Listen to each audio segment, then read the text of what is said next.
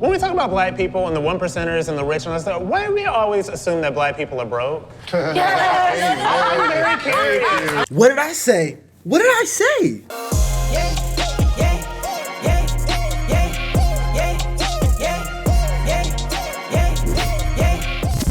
I grew up poor and black in Akron, Ohio. I went to one of the worst schools in Akron, Ohio. I went to the military, risked my life multiple times. There is no reason that every single black kid on the block can do that same thing. Oh, no, it's gonna get crazy.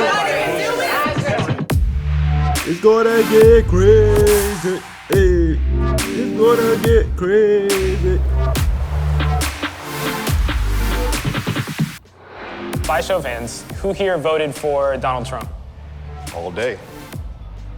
Believing in Trump's rhetoric. I always believed that anybody can be successful in America. I'm not gonna say in the world, because it's some, don't lie, it's some places in the world where you can't really reach a certain level, or you're really stuck.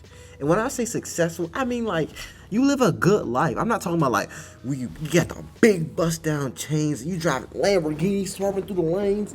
I just mean you living a good life. Like you can go to the grocery store whenever you want. You can eat out once or twice a week. I mean, like you have a good life. And I think anybody in America can do that. Anybody.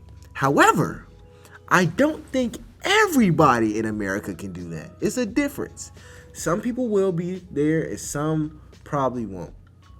So when it talks about these debates, the black conservatives versus the liberals, I think that's going to be a big talking point. Watch. Just watch. Morally, I don't understand, especially a black person.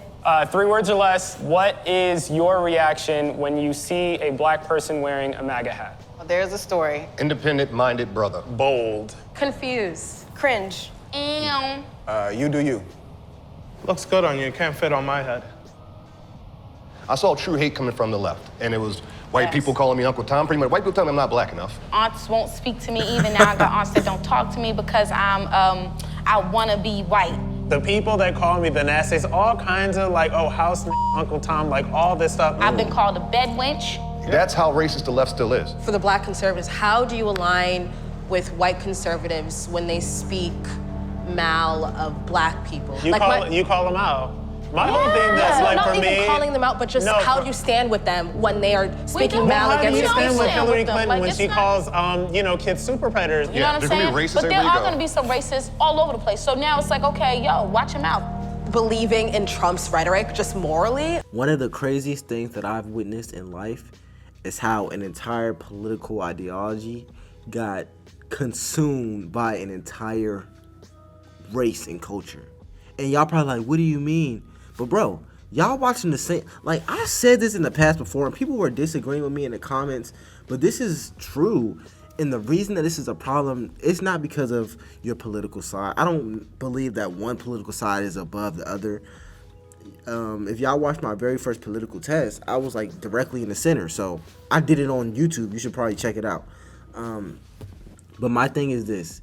If an entire culture of people is intertwined with one political side, this can be extremely dangerous. Because if you're a politician, you know that a majority of this side is going to vote for you if you say specific target words, if you say specific target phrases, and if you never even decide to do what you're going to say. And the reason that this is so dangerous is because your culture can get worse because politicians could be manipulating you, and because it's so intertwined with your identity, you're going to vote for them again. And that's what makes it a real problem. It's not necessarily that you support one side or the other. It's the fact that you can be easily manipulated if no matter what, you support one side or the other. This is not a family. You shouldn't do that when it comes to stuff like this. I don't understand, especially a black person, because just him as a person, as an entity, is just super corrupt. Who here voted for Barack Obama? Barack Everybody. Obama! Twice. Campaign for him in 08. A semi-personal question, did anyone vote for him just because he was black? Not just, but that was a big reason I voted for him. See, I'll admit, it's really, I be telling y'all, bro. Y'all don't be listening to me. Y'all do not be listening to me, bro. Y'all don't be listening to me. Cause I be saying this. I be saying this. I be saying it, bro. I like Barack Obama. I don't care what nobody say. Barack Obama is a motivation for me, bro. But I be telling you, I keep it a buck on this channel, bro. I keep it real. Really funny because I'm a conservative and I was so available to be used by all of the systems that made that person president. This person was born and raised in wealth and privilege his entire life. And the idea that this person was somehow more connected to me because we share the same skin color is crazy. Yep. But I bought it. That's one reason why I'm conservative now, because I'm willing to vote for somebody because of the way they look. And look what it did for me. Absolutely nothing. Who is disappointed with the Barack Obama presidency?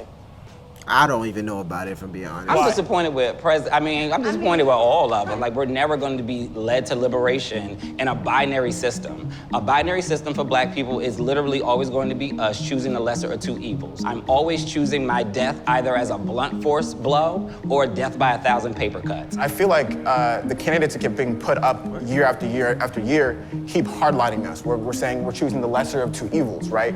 Where I think that it's really important that we see candidates that come from our communities who also recognize the historical debt that this country has to black people and to people of color so that we can move forward. So we know that none of us are free unless all of us are free. Thank you. So, but I'm when it free. comes to That got nothing to do with me. I'm free.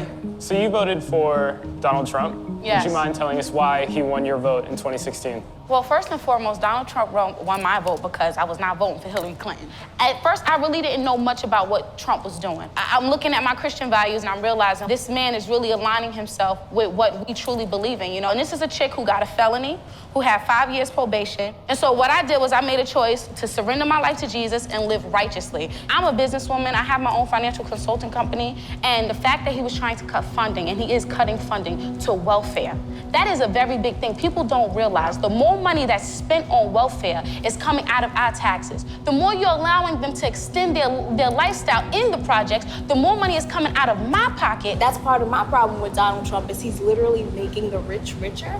And what happens with that? The poor have to get poorer. When we talk about black people and the 1%ers and the rich and all that stuff, why do we always assume that black people are broke? I'm very curious. What did I say? What did I say? What did I say? I told y'all finances was gonna come up big in this video. I knew it. I knew it, bro. And the thing is, when I watch videos like this, I already know some of this stuff happens, and I see a lot of people disagree with me in the comments saying, "Oh, you shouldn't think like this," but I know how people think. I know how people think, bro. And yeah, all black people are not broke. And when it comes to welfare, I'm not even gonna lie to y'all, I don't really know much about like the intricacies of welfare. So when she's talking about cutting funding, improving funding, I don't know. And the reason I don't speak on topics that I don't know about is because it's very, very easy to form strong opinions on things that you don't really know a lot about. Because when you hear somebody like welfare, one part of your mind is like, well, I mean, it's coming out of my taxes, so it may be wrong. However, some people probably think, well, we're just helping society, they deserve it. So it just depends on your perspective. And the reason that this is kind of bad, in my opinion, for me, is because unless you're learning all the details about it, how much money they're spending, everything that goes into it, how much of your taxes go to this, you're not really forming an opinion from like a logical place. You're forming it from how you feel. And when it comes to something as big as politics, I kind of try to leave my feelings out of it in a way. Not fully, but at least for some sort. I'm very curious into that. I think that we need to start actually having like real conversations about reparations, right? And like what reparations actually look like, or just recognizing that the trauma and the history that has been affected on black people. Like I think about like literacy, right? You can't tell black people for 200 plus years that you can't read and then give them books and be like, why aren't you reading? Why aren't you reading without addressing that trauma?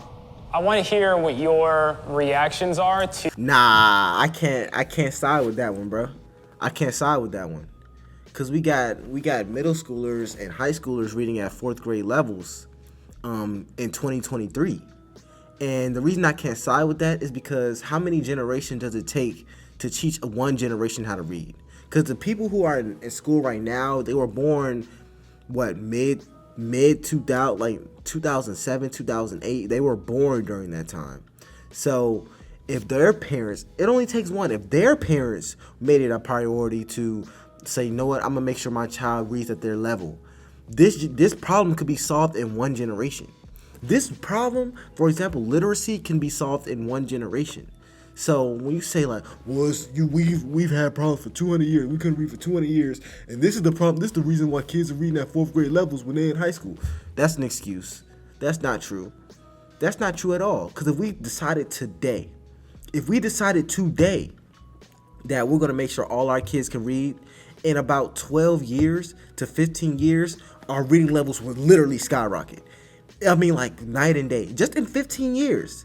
So if you're telling me 15 years ago, from 2023 was what, 2013, 2008, if they decided in 2008 that they were going to teach their kids how to read when they were babies, this problem would have been solved. The thing is, it wasn't solved. Barack Obama was president in 2008. He was president during this time. We still haven't decided. Problems are getting worse. So I don't agree with any of that. Black voters being synonymous with the Democratic Party. We've been on the receiving end of about 50 years of an onslaught of PR. It comes from our entertainers, it comes from our ball players, it comes from our singers, it comes from the Democratic politicians who, most of which are black and empty, but are being used to sell us this idea of the Democratic Party being the home of African Americans. It's not as much groupthink as people assume it is, as much as it's harm reduction. Who here believes that the black vote has been taken for granted? Oh, yeah. Who here believes that the black vote should be courted more? Oh, then, yeah, of course. Why do you not feel that I don't way? trust when they start courting us. Like, I'm always like, oh God, what do they want? What are they trying to do? And then we're gonna be left with nothing. It's kind of ironic that she says this, because I agree to an extent. Like, sometimes I don't trust when they try to court a vote. However, the one side is also courting the vote. If you think that your black vote is being taken for granted, who has the majority of the black vote? The Democratic side. However, you can't in the same breath say that you don't like when the Republican side tries to court you. Because if you're not on the Republican side, in some sense, you're either on the Democratic side or you're in the center. So unless you're always in the center, you're being courted to one side or the other. So you can't really be like, well, I don't like when the conservative side tries to court me, so I'm going to stay in the Democratic side. That doesn't make any sense. You're still being taken advantage of, is what I'm saying. If you just devote one way no matter what, you're being taken advantage of. You need to be a free thinker, and this is what I try to promote on my channel. I'm not a conservative or a Democratic channel. Just be a free thinker. If you researched it, you want to vote this type of way, do what you do, but make sure it's your opinion and not someone else's. Is it taken for granted?